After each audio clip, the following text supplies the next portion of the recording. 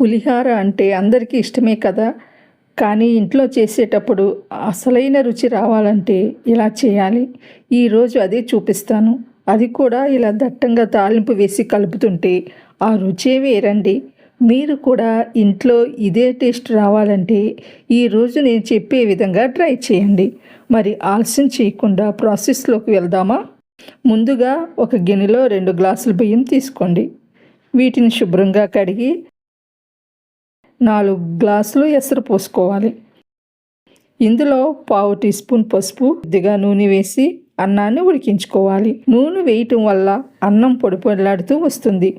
అన్నం ఉడికేలోపు ఒక గిన్నెలో 50 గ్రాముల చింతపండు తీసుకుని కడిగి తగినన్ని నీళ్లు పోసి స్టవ్ మీద పెట్టి ఉడికించుకోవాలి. కొంచెం ఉడికాక పక్కన పెట్టుకుని చల్లారనివ్వండి.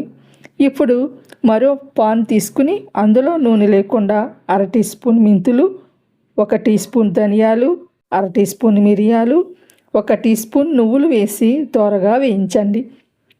ఇవి చల్లారాక మెత్తగా పొడి చేసి పక్కన పెట్టుకోండి.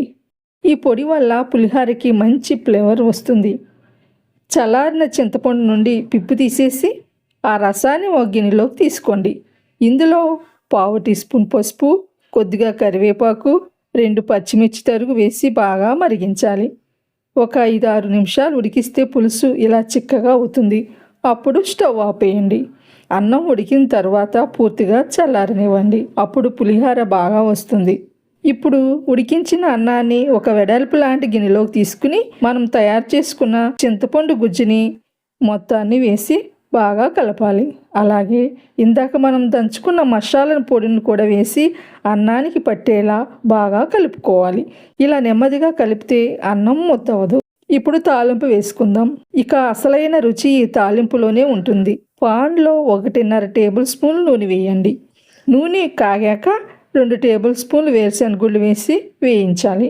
ఇవి కొంచెం వేగాక 1 టీ స్పూన్ పచ్చెనగపప్పు, 1 టీ స్పూన్ చాయపప్పు, 5-6 ఎండుమిర్చి, 2-3 పచ్చిమిర్చి ముక్కలు, కొంచెం అల్లం తరుగు వేసి వేయించుకోవాలి. ఇవన్నీ వేగాక 1 టీ స్పూన్ ఆవాలు వేసి చిటపటలాడించి జీడిపప్పులు, చిటికెడు ఇంగువ, ఆఖరిన కొంచెం కరివేపాకు వేసి స్టవ్ ఆపేయండి. ఇప్పుడు ఈ గుమగుమలాడే తాలింపుని మనం కలిపి పెట్టుకున్న అన్నంలో వేసి ఆ తాలింపు అంతా అన్నానికి పట్టేలా చక్కగా కలుపుకోవాలి. చూస్తుంటేనే ఎంతో బాగుంది కదా! అంతేనండి, ఎంతో రుచిగా ఉండే మన చింతపండు పులిహోర రెడీ అయిపోయింది. మీరు కూడా ఇలా ట్రై చేసి చూడండి. ఇంట్లో వాళ్ళు వదిలిపెట్టకుండా తింటారు. ఎలా వచ్చిందో కామెంట్లో తెలపండి. మీకు నచ్చితే లైక్ చేయండి.